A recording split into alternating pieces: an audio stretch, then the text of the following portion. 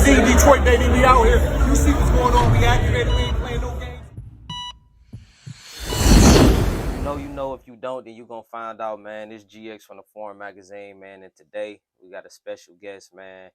Today, man, we got Petty Tupac TV with the Foreign Magazine today, man. How you feeling, brother? You all right, man? Yes, all is well, man. Big five. Thank you for having me, beloved. Yes, sir, man. You always start your introductions off, too, on all your content. You say Islam to the Moors. You say I see Salat to the Melanics. You say Assalamu alaikum to the, you know what I mean? Yeah. What I just want to start there. What made you, want to start your interests out like that? I just want to give salutes to all the people who helped mold me while I was in prison, whether it was good or bad. I brought it back out. You know what I'm saying? So I just want to salute everybody in their native tongue. We're real big on speaking everybody's language. Most definitely, man. So, man, like I said, man, I appreciate you for sitting down and just, you know what I mean, giving us the opportunity to, get it in and give your story, background, everything that you got going on and, that you're doing. So, if we could just go into the origin, man, of your beginnings, where you from, and just what it was like being a young man raised in the city of Detroit in your hood. Well, I'm originally from Southwest Detroit. That's where I used to run away to my grandmother's house. And I jumped off the porch on the north end, though. If people don't know, that's like Midtown, Grand Boulevard area. That's where I come up. That's where I jump off the porch and start getting in, a little trouble, so on and so forth. Coming up, it was pretty decent until I hit a certain age where I realized what like money was and luxury. And then, finding an alternative route to getting it faster, that's where it all went bad at right there, man. But it was a pretty decent upbringing, man, until I started getting into trouble. Most definitely. What you say? What age was that you started kind of getting in trouble? Around 14 years old, 15 the first time I hit juvie a couple times. So that's ninth grade type, eighth, ninth grade? Eighth grade, ninth grade, yeah. Okay. What'd you hit juvie for? The first time I went for like a UDA, driving without an operator's license, receiving stealing stolen property, end up getting out off that, and then not too long after going for a felony murder, carjacking, armed robbery, assault with intent, a bunch of BS, man, that I was into. And what age was you when that when them specific charges or just situation took place? I was probably like a month into 16 or before being 16 years old. Oh, so this is back to back, damn near, like not too. And you say you was raised with your mom and your dad, or just my mom and my stepfather. Okay, yes, my sir. real biological father, he was in and out the picture, wasn't around much, man. Got you. So, like, house-wise, do you feel like it was anything? So it was the money that stopped you, that made you go into the streets? Because I was gonna ask you, do you think that it was anything that your mama may have showed you or your stepdad may have introduced you to that made you a little bit more prone to jump out, in the streets? Or it was just like, man, I just gotta get this money or figure it out? My parental guidance, it was pretty decent now that I look back on it. No, my mother and stepfather never influenced me to do nothing. It was the peer pressure and just seeing the dope boys in the hood get the money, the car thieves get the money, the robbers. That's what I was into. Like, damn, I need it. So did you finish high school? Did you complete? Yeah, I finished high school in juvenile. I was in juvenile. I was at Saginaw. They called it Saginaw Correctional Facility, but it was basically a juvenile high security placement.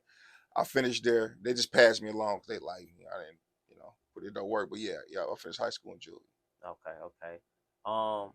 So boom. So what led up to the time that you actually, because what we know you for is you giving exclusive content to the streets.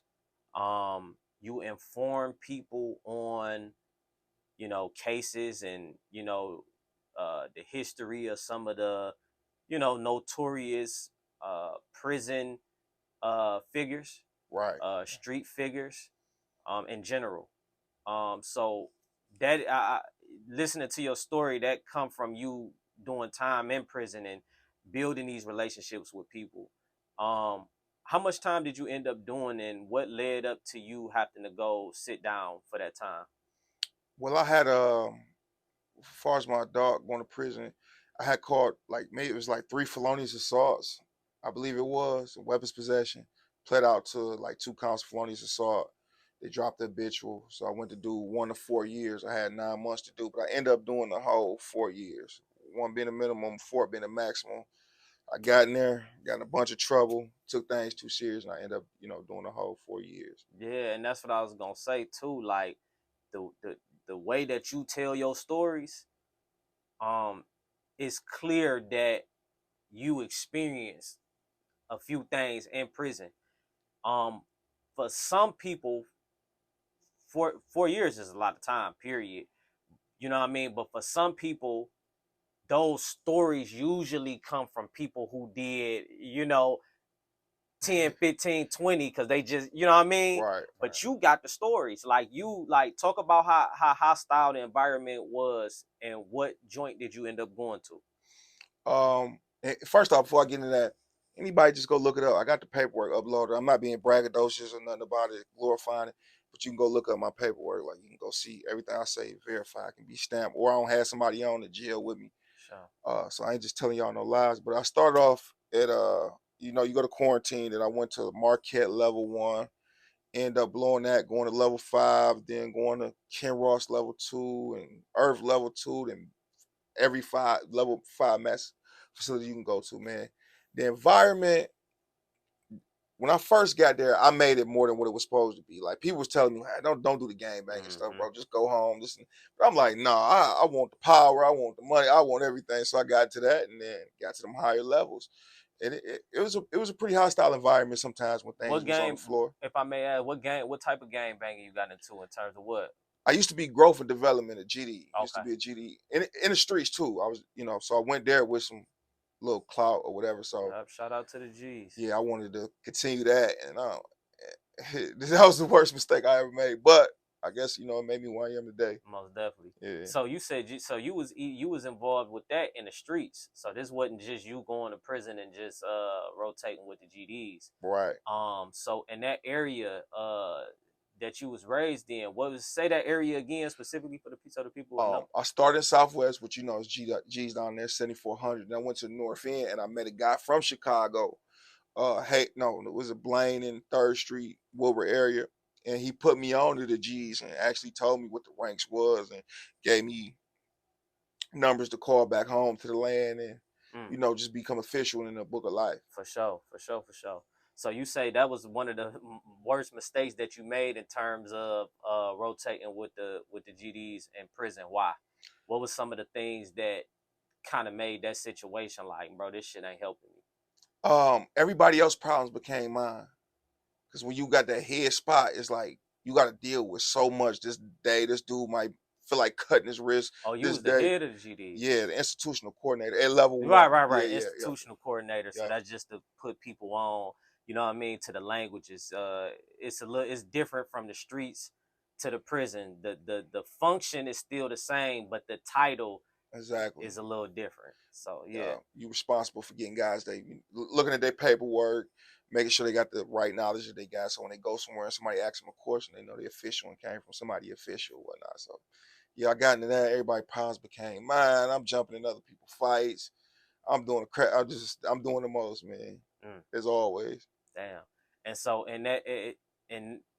during that time, how long was that? That was immediately when you went to prison, or did you wait a few years or at least a year or so? Nope. As soon as I went there, where the GDs at? Right. Where the GDs at? This me. It's the rank I got. Regional coordinator. You can call back, so on and so forth. And I see. I see. You get emerged from the streets, so it made it easier for you to come right in. So it was like, damn, it was the layup for you, for real. It was a layup, yeah. That was like, damn, that's crazy. Boom. So at what point did you? What was the worst shit that you seen or experienced during those gang banging years in prison? The worst thing I seen, I would probably say it was just the dumb stuff that I was having happen. Like I seen it. I had a guy. He was a sex offender. We told him not to use the phones no more unless he was paying. And my homeboy was supposed to just hit him across the face with a razor. He just like little Nick. He ended up busting it down to damn near his teeth. You can see him damn near smile through his cheek. I'm like, that's probably the worst thing I seen in that little era of phase of me gang banging. Wow. Like that's the worst hit I seen. Damn, hold on. So you said, Damn. So you said a razor cut. Damn. down to his cheek. Yeah, he had 3 of them on, like, real close. 3 Oh, razors okay. on So one it was a thick. toothbrush. So it was kind of thick It was almost like a because it. knife. Yeah, Damn. he was just supposed to get a little slit to learn his lesson, but he bust him all the way down to the cheek. Damn. And I'm like, he looked like the Joker or Batman a little bit. Damn. Not the Joker, but Two-Face. Yeah, Yeah. yeah. Damn, that's crazy, man. So okay, so at what point did you be like, all right, I'm about to I'm about to shift from the gang banging and kind of start, you know what I mean, bettering myself and making the right moves?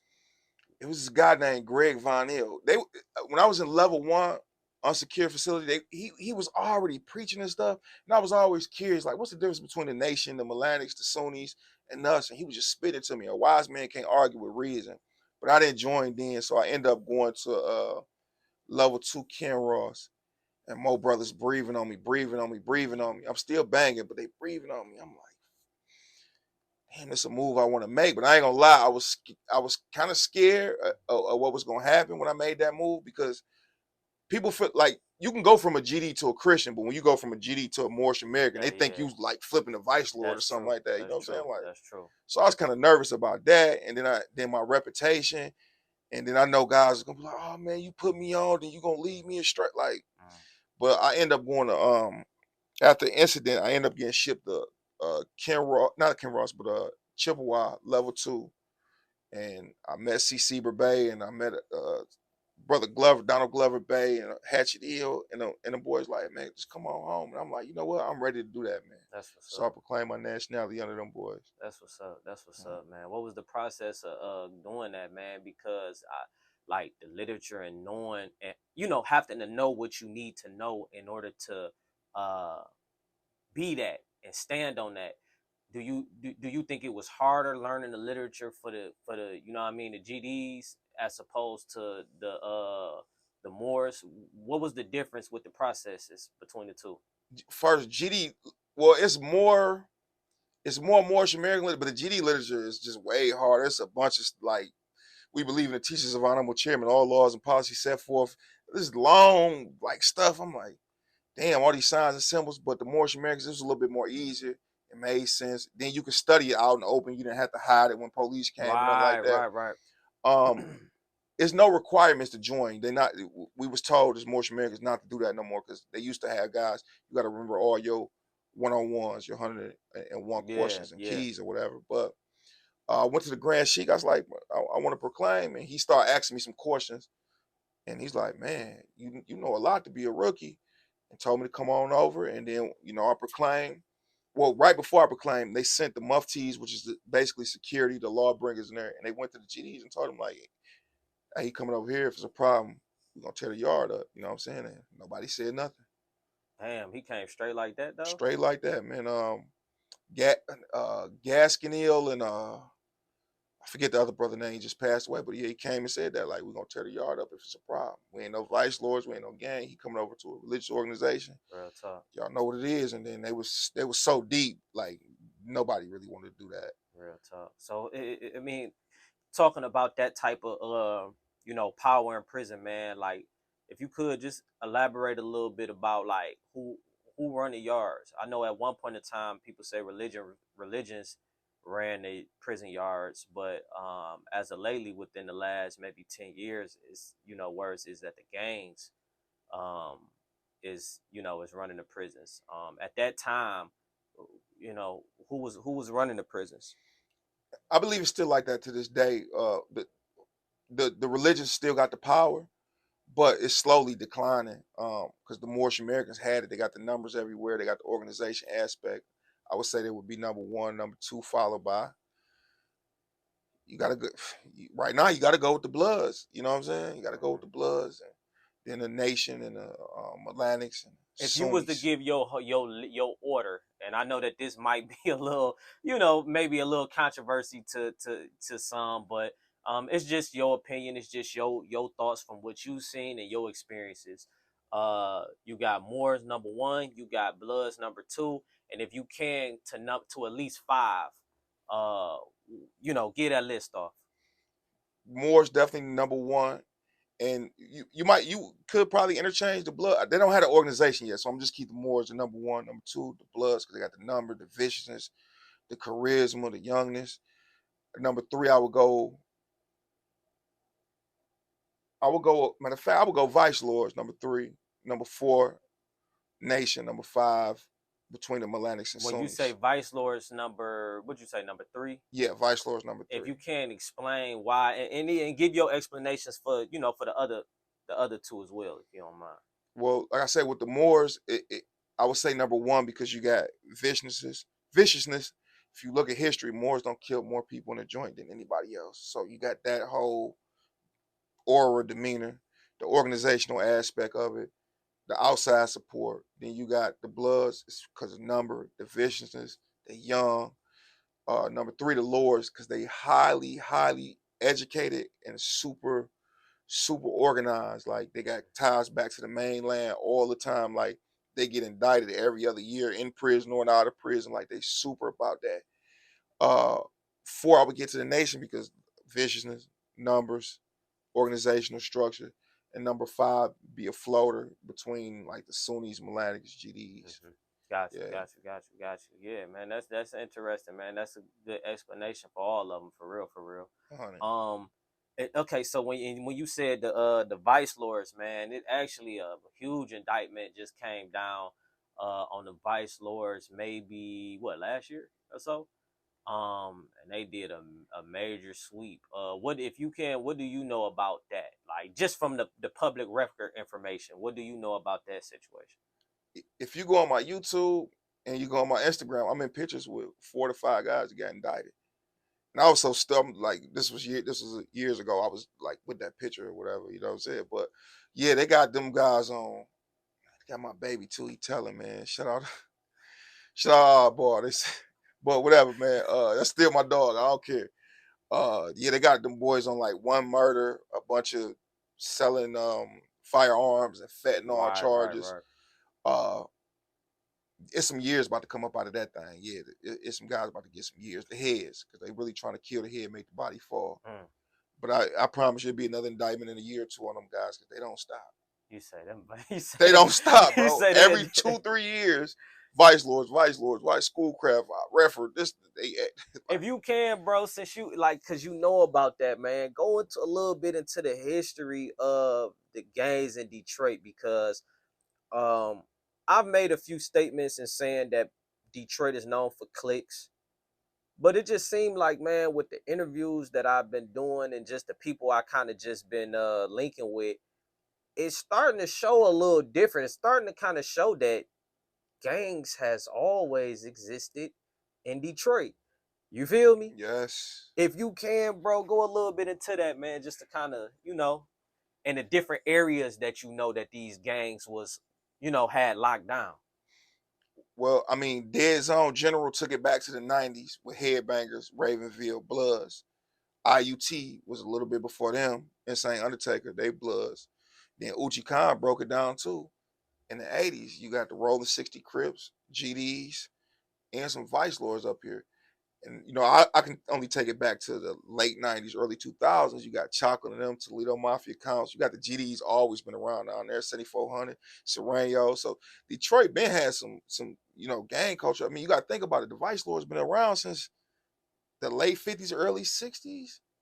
They was the first around. Vice Lord Stones, them, that's before GD Blood. Like, they've been around. So, yeah, we got a pretty rich culture with it here because we're right here in the Midwest. You got Chicago right there, then Benton Harbor, guys in St. Louis, guys been traveling and here. And that ain't even to mention the drug connection between Cali and Detroit. Exactly. You know what I mean? You got to think about it. Detroit guys go everywhere. Like, you can't really go too many places where you ain't gonna find a Detroit guy in the hood somewhere getting it off for the high. For real. Yeah. For real. Damn, man, that's interesting. I heard, bro, you had a brother on your podcast, on your YouTube channel or whatever, and he was talking about a Crip area. He was saying that if you can talk about it a little bit, I can't verbatim say what he was saying, but what area was that y'all was in, and what exactly was he talking about with the Lokes? Yep, that was Uchi Khan once again. The Lokes, they over there off Harper Chalmers area. Put them down quick. Cruz and I forget the other click names he said, but yeah, he had Rolling 60s over there with him off Harper and Bangerville. Who else did they have? Oh, Gray Street. He said Gray Street Crips was some of the Yeah, he first said, guys he ever seen flying colors. Gray Street Crips in Michigan. and he said Damn, they was off the purple. it was off the Purple Rags. Mm. There was some Watts boys. So Mm. yeah, they've been around. Yep, he over there on the in the red zone, 48220 die or 48205 area. Right, because I forget who told me that, but that area was originally a Crip area. Exactly. So the red zone area, for the record, is that a fair assessment that the red zone area now at one point was predominantly a Crip area? Predominantly Crips, GDs, and cliques. Yeah, Gotcha. Crips, GDs, and Crips. Cause yeah, people forget about too. East Jefferson, Rolling 60s, Crips. Those been around late 70s. He said late 70s. Yeah, late 70s. Tookie Boys. Represent Tookie Williams. Some represent Raymond Washington. Been around. It's history and traces of it. And it's crazy how, like I did Dead Zone, gave it the 90s. Then Uchi Khan took it back to the late 70s, early or throughout the 80s. And then the next one, it might be a little deeper than that. So when you say during the 90s, that's when Headbangers was established. Exactly. Yep. Like 90, he said 93, 94, something like that. That's when they became Blood. Right. Cause in prison, the Headbangers, like they threw that mug. You hear me? They too deep. Yeah. You know what I mean? A lot of solid guys too, you know what I mean, that I personally know. But yeah, what in the 90s, if you could just talk about what you do know in terms of their origin, what was their origin and how did they form to be arguably, the most, vicious gang in Detroit today? I don't know about the most vicious gang in Detroit. Okay. I don't think they yeah. We probably might want to get at the S&B. You know what I'm saying? Okay. Yeah, but that's a little bit before my time, but all the history I accumulated from being around some big headbangers in the joint, and talking to Dead Zone, like 91, 92, they was just headbangers, and it was like 3 or 4 other gangs got together because they was getting oppressed by like Crips, East Jeff guys, Mac Warren guys. It was getting oppression, and they came together, picked up the Blood flag. One of theirs was killed, so they decided instead of wearing their flag to the right like any other Bloods, they break it to the left. That's what I know about headbangers. That's a little bit before my time when they started. Mm-hmm. I don't even know about the back end of, going to high school in 2006 and then on to prison. Got you. Now, S&B, you actually right on point with that. Because the S&B is the situations where the Sunnies and we ain't gonna name. I mean, they are. It's what's already out there in public record is public record. So we not really revealing nothing that don't nobody already know. You know what I mean? But the Sunnies, the hard work jigs, and all of them, if I ain't mistaken, that's the S&B. Yeah, S&B Tay too. It's obvious why you would say that they would probably be the most vicious. Are you saying, in your opinion, that they have been the most vicious? Most vicious, most indictments from the feds, statistically. So yeah, I would say the most vicious, most organized and active. How many different blood sets in Detroit is it, bro? From what you know, when you talk about official sets and actually got territory, because if you go to joint, it's 100 sets, easy. But in Detroit, you got the Bounty Hunters, the Finkel area, you got S&B, and then you got, some renegade S&B. Then you got 19s, S&B, the Stones. You got 82, Insane Undertaker, Sewerville Bloods. I'll say about 6 official sets with neighborhoods. Mm. Yeah. And the officialness just come in with ties from the motherland, like, you know what I mean? Just, what make them official and not other people? Mostly because ties to the motherland. But you got a gang like 82, they ain't ask no permission or nothing, but they respect it. Right. Especially y'all in the lower levels now, but you get to the higher levels in prison, so it's a little bit different story with 82. You know what I'm saying? For sure, man.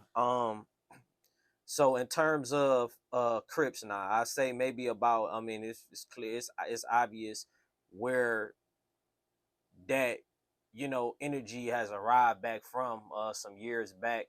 You know, it was the whole dropping five, dropping foes thing, which is a you know, essentially a Blood and Crip type thing.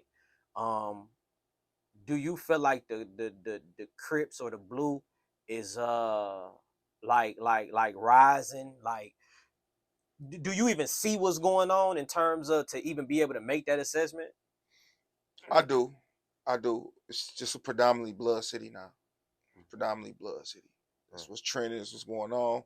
And then you know, you get to prison and it's all bloods, and you don't want to be a Crip there. You know what I'm saying? Oh, So that's a lot of crazy guys though. flipping. Yeah, it's scary to be a Crip, my baby. You Scary. you say it ain't good to be a Crip in the Yeah, joint. I put in work, and I ain't no small guy. Nothing like I wouldn't claim Crip and MDLZ. I'm straight. For real. Yeah, yeah, Damn, I'm that's straight. crazy. That's crazy. Mhm. Sheesh. So okay, so let's pivot. Let's pivot. Um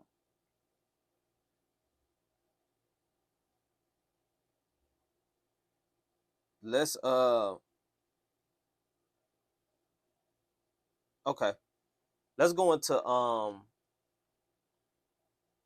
what gave you the inspiration to want to start a platform, you know what I mean, such as yours. First and foremost, if you could just tell people what your platform is based on so they could just have an understanding. I do true crime stories, prison stories.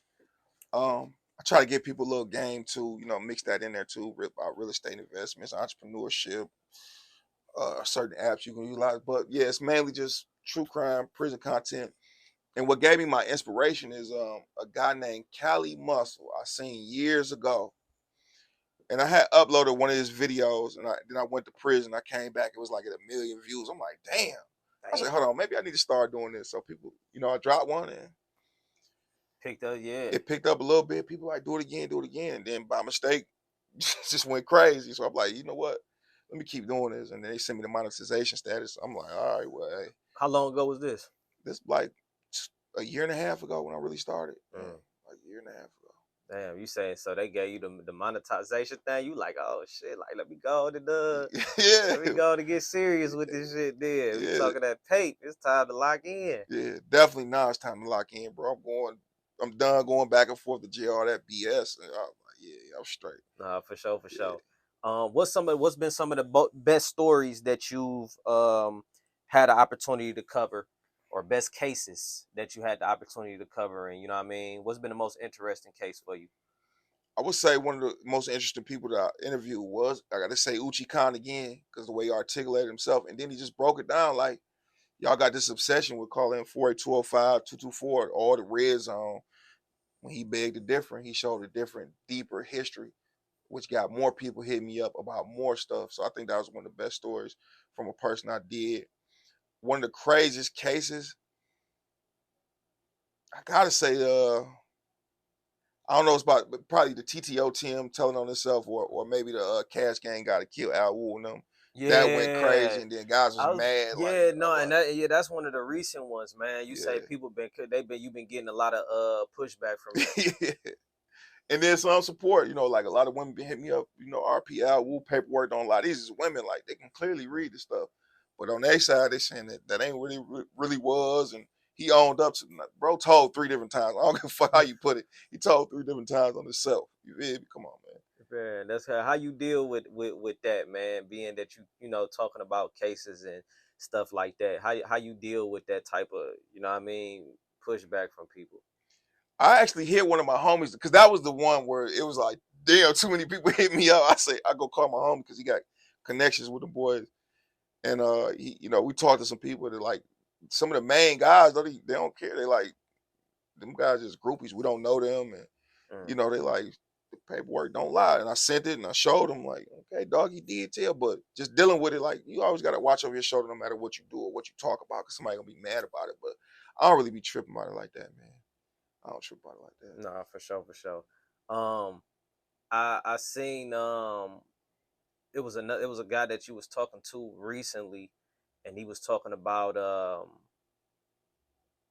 the a young black dude, you know what I mean, being raped in prison. You Yeah, feel me? yeah. Who is OG, man, and what, you know what I mean? You ain't got to go into detail, but just, you know, what was that sit down like? Yeah, that was Parker Ill of the Moorish Temple of America. He was just going through the story with me. I'm like, damn, this really happening, young dog. It could have been prevented and everything, but tell y'all don't go to prison. That could have been prevented. COs knew about dude predatory behavior, but still left the little homie in the Still room left with him him. in there. Yeah. So basically explain what the story was so that they'll know, like. Well, it was this one guy, I don't know his name, but he was complaining about his bunkie keep wrestling with him, putting him in headlocks. People telling the young kid like, "Hey, your bunkie a predator, homie." And he went to the police and told him multiple times, like, "I don't feel comfortable, dude, kind of brushing up against me sexually, so on and so forth."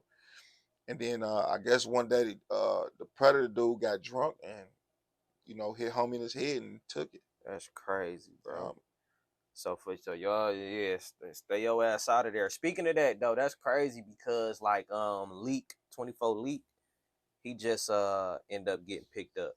And he had to switch. he better hope he don't go to the States. I like Lee. He better hope he don't go to the States, joint. And why you say that? Man, I don't think people realize how many people them guys beefing with. And then when they know where you at, like he got problems with some guys that like really got some money and really got pulled.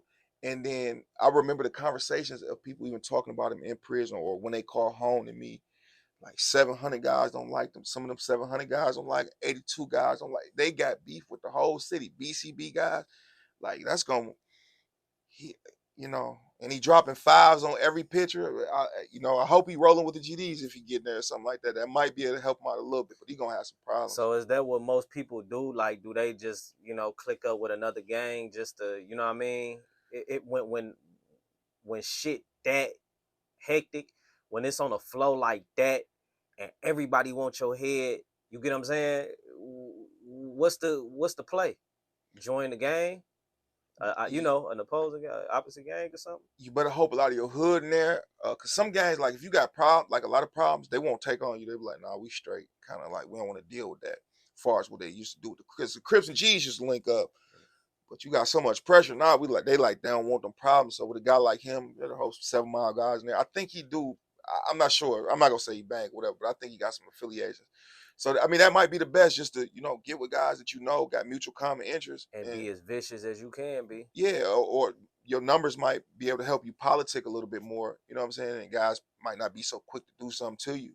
And when you say your numbers, you talking about your time, or what? What you talking about? When I say numbers, I'm talking about people that got your back. Got you. Yeah, people that got your back, because that give you a power in a sense. It's strength in numbers. Most definitely. Yeah. Most definitely. Who's some of the most powerful people that you met in a joint, and what made them powerful? I would say Ricky Rimmer Bay. His background just speak for itself. All the work he put in for the Moorish Temple of America, his reputation. Everybody love him. People coming there 18, 19 years old, and they know about him because they dad was in prison. Well, unfortunately, generational curse. But definitely Ricky Rimmer Bay. I would say 82 Tim. Just super powerful, charismatic. People like think he can walk on water, bro. Like he could probably tell somebody to walk on water and they believe it. What you think that is? It his charisma? Have you had the opportunity to meet him? Yeah, I met him. I was on the yard with him. I didn't know exactly who he was, but I knew he was an enigmatic character. I didn't know who he was at the time or how big he meant to the streets. I know who he was in there, but I didn't know what he meant to the streets. And yeah, I used to see him talk to guys and give them information. I had this preconception about some gangbangers, particularly Bloods, and it's just not true no more. Like I don't believe it no more. Like the guy, a genius. You know what I'm saying? Lil Larry, that's a Blade Icewood alleged killer. Everybody loves him.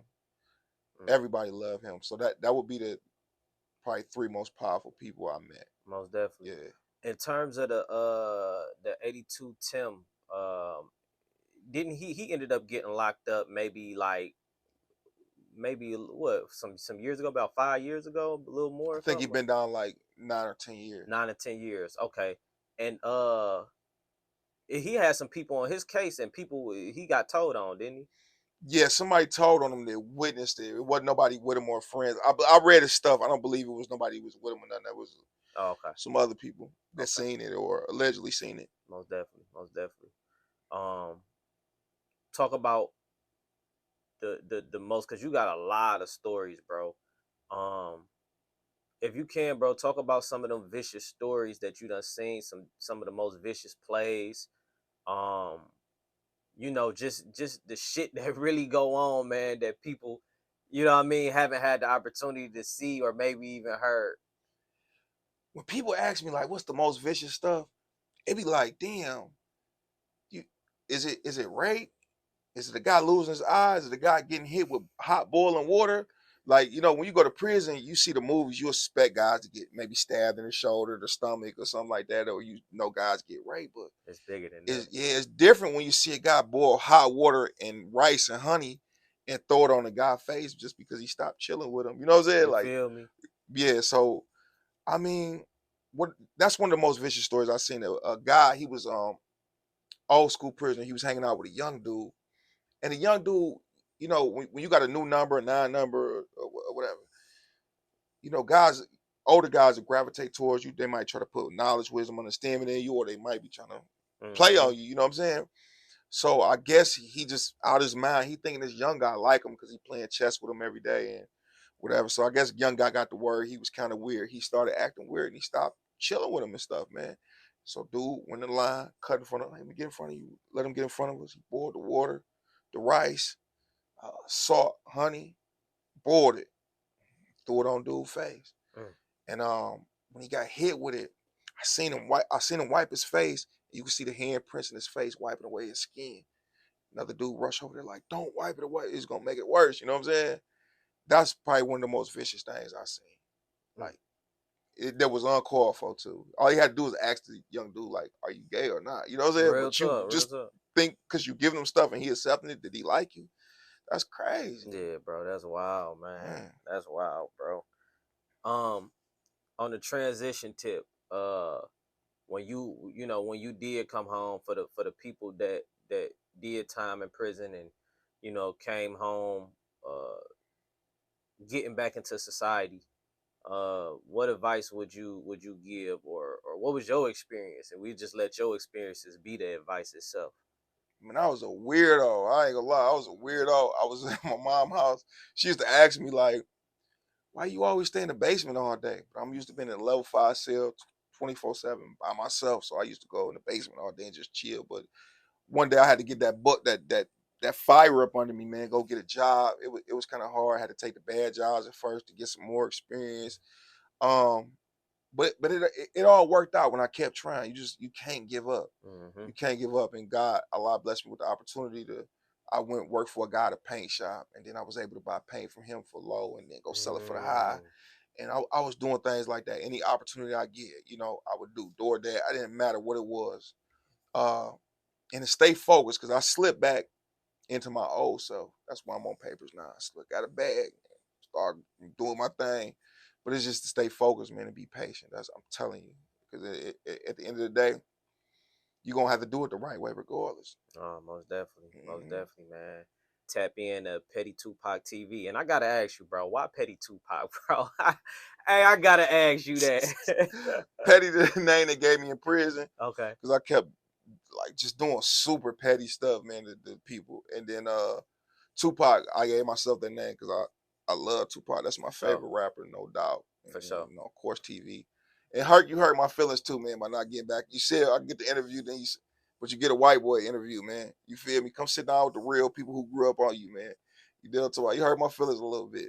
Yes, sir, love, man. You know what it is, man. Petty Tupac TV, the Foreign Magazine, Pulse of the Culture, man. Let's get it. Already. I appreciate you, bro.